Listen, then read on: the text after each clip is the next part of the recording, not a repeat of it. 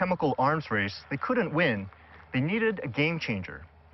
So the food industry turned to a new technology based on genetics rather than chemistry, the genetically modified organism, better known as a GMO. 80% of Greg Stone's crop is now genetically modified, engineered to produce its own toxin that's lethal to insects like the European corn borer. So why do farmers like Greg still need ag pilots like Robert? This is a picture of Robert's work, recorded over a period of 2 weeks by a GPS unit we attached to his plane. He's still spraying, just not as much as before. Unfortunately, some corn borers are resistant to the toxin that the GM corn produces.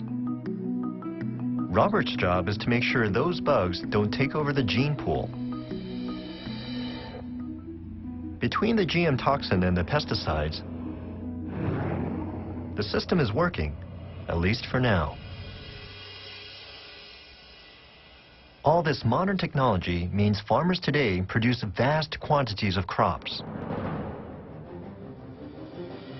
Now it's late September, harvest time.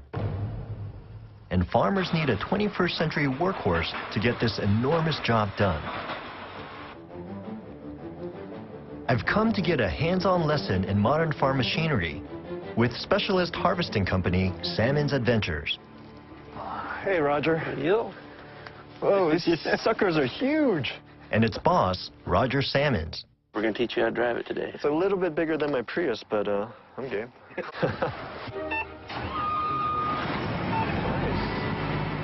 I'm about to take charge of a $500,000 worth of brand new harvester. Okay, now full throttle. All right. Huh? You are ready to rock and roll. Hey, get out of my way. Woohoo!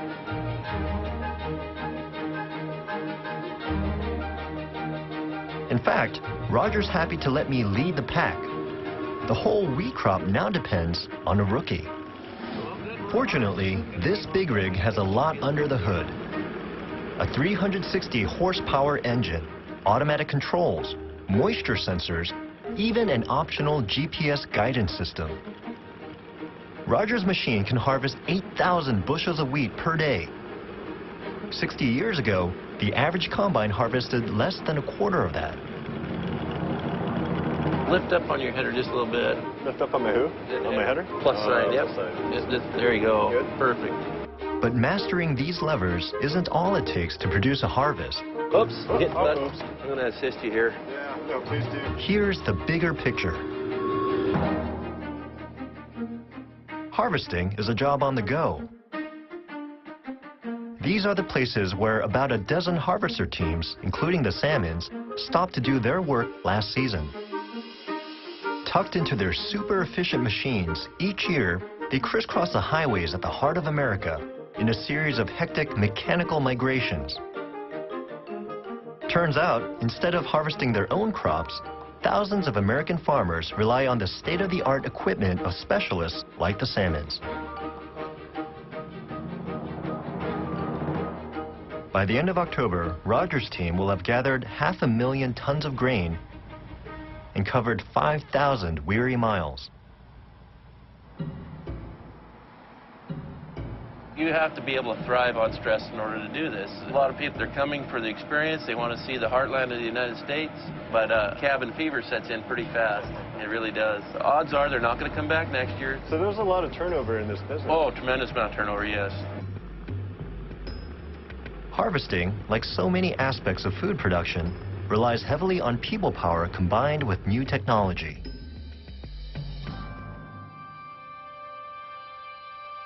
But sometimes, nature's way is the only option.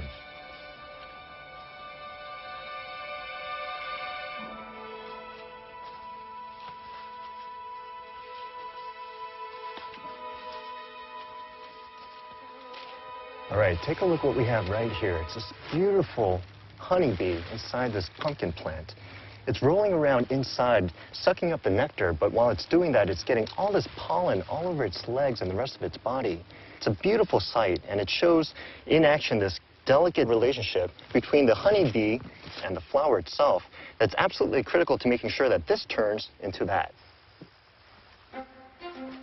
Even high-tech farmers haven't come up with a better method for pollinating their produce. But there aren't enough wild honeybees to do the job. Enter long-distance bee trucker David Heckenberg. We truck bees all over the United States. 1st of February is the big trucking trip to California to pollinate almonds.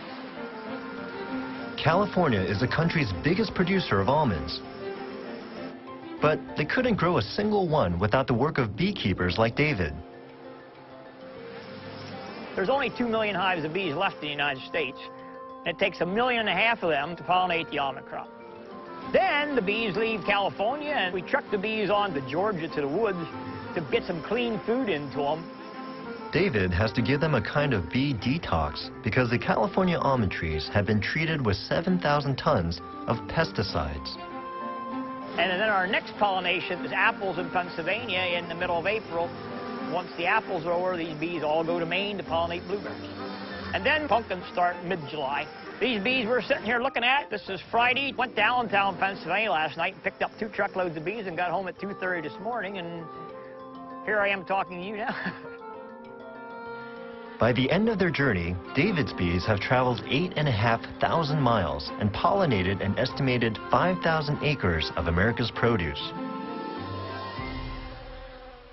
But these bees are facing a mysterious threat. This hive of bees, it looks really good today, within a matter of 10 to 20 days, just disappears.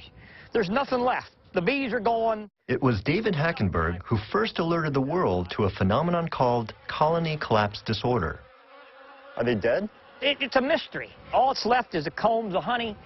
It's just like somebody took a sweeper and swept them all out of there. Oh, so what's causing this? We have a lot of scientists around the world working on it. We believe that it's environmental stress. All the pesticides. Pesticides. We have systemic pesticide in the seed, and it grows up through the plant to protect that plant. Some of that is getting in the flower. Right.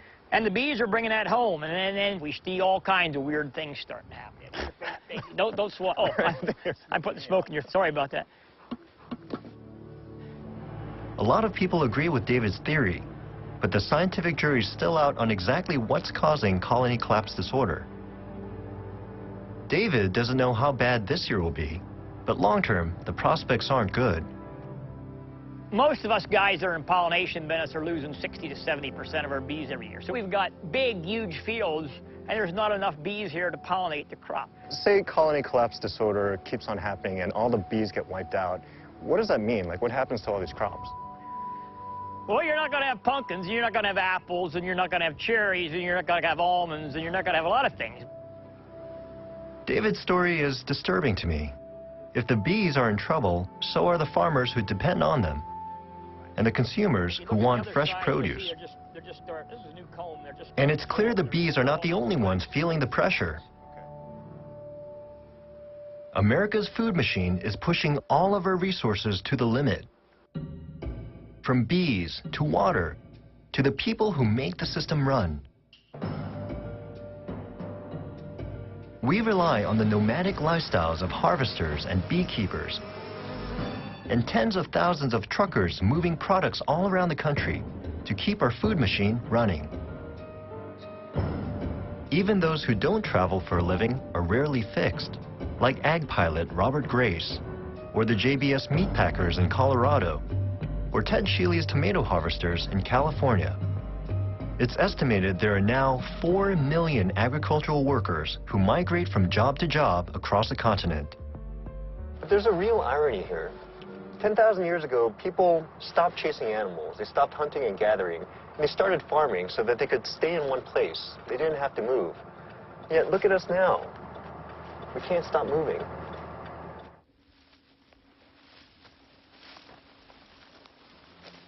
One reason that ag workers have to cover so much ground is that these days, there are a lot fewer people available to do those jobs.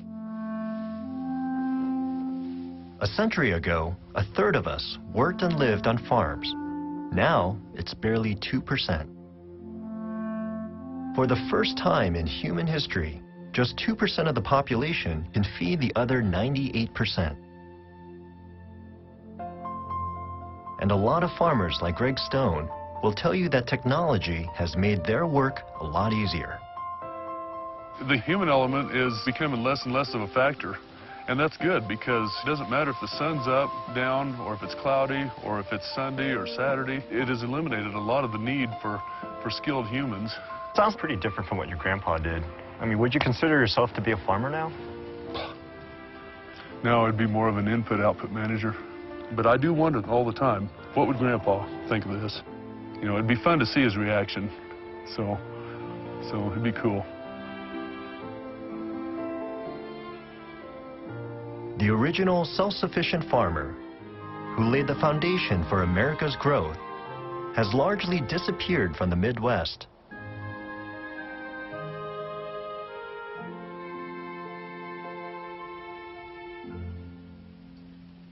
But in some places, he's making a comeback.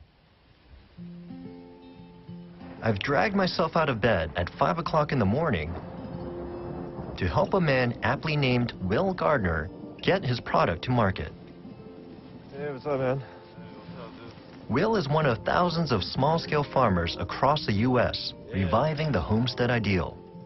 You don't want to get too close to the soil line, because I want the growth to still continue, so I just chop it off right here. You know, it's pretty tasty, man. A lot of people at the market love it. This is real back-to-basics farming, and some think part of a new green revolution. How'd you get into this in the first place? I just wanted to save money, you know, eat healthier. Figured it'd be a lot cheaper for me to grow the vegetables that we eat on a daily basis in my backyard, you know, simple stuff. And it just became addictive. They're very tasty. Do you use any, like, pesticides? No, just compost, man. So I put a lot of compost. I should have asked you that before I stuck that in my mouth. The amazing thing is, we're not in deepest rural Pennsylvania, or even suburban New Jersey.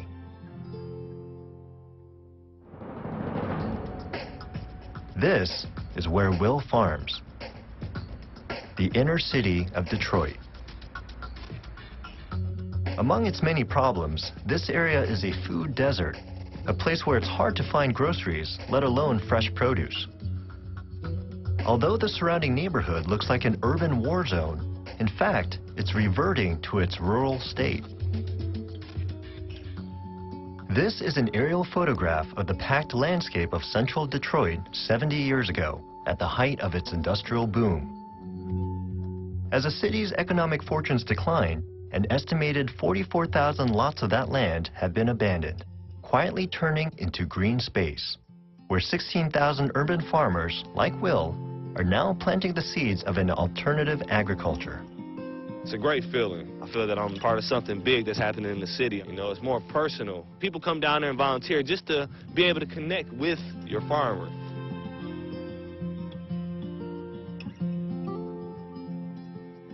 And that connection extends right into the heart of the city.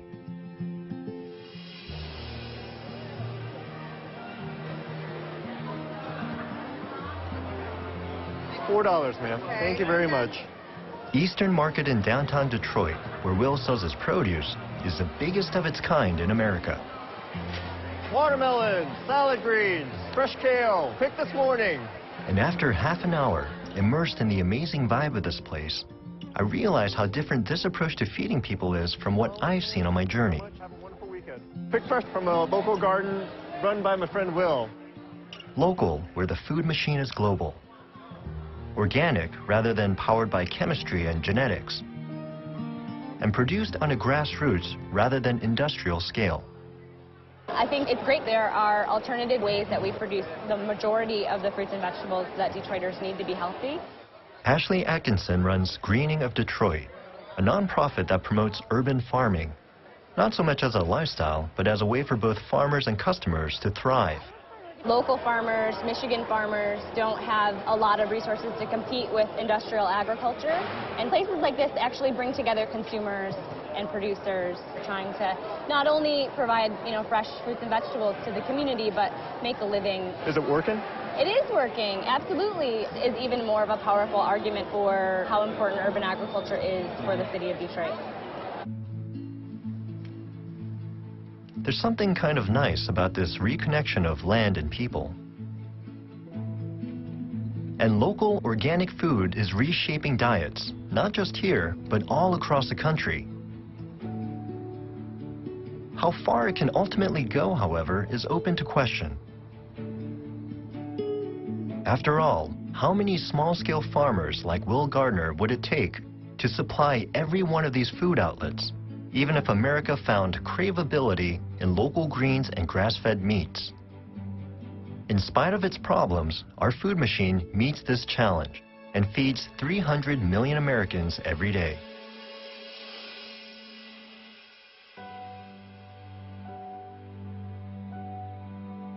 I've decided to go back to the heart of that industrial food machine high above the cornfields of Kansas to try and figure out where it's headed. I'm taking a ride with Robert Grace in the Boeing Stearman his dad flew when he started the family crop dusting business after World War II. Between them, father and son have witnessed a revolution.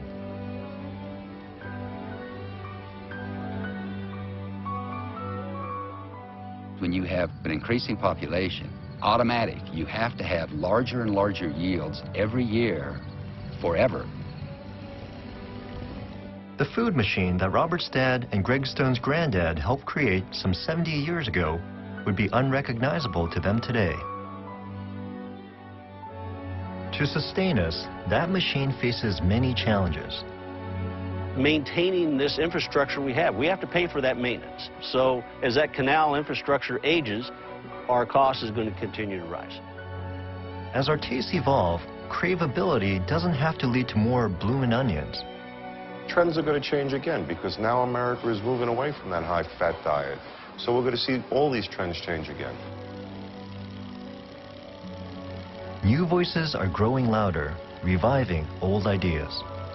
Something had to be done, and like I heard that silent cry for help, and you know, I felt that we have some space out here I can contribute.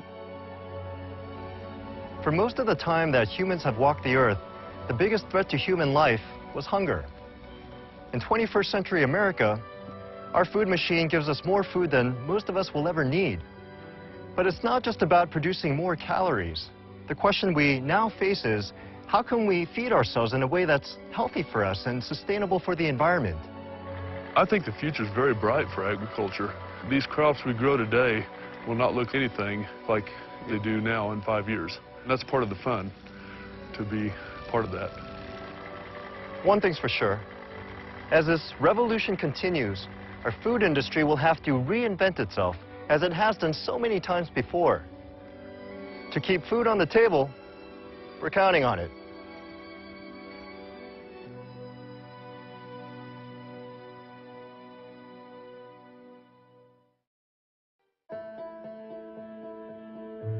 America Revealed is made possible by the Corporation for Public Broadcasting and by contributions to your PBS station from viewers like you. Thank you.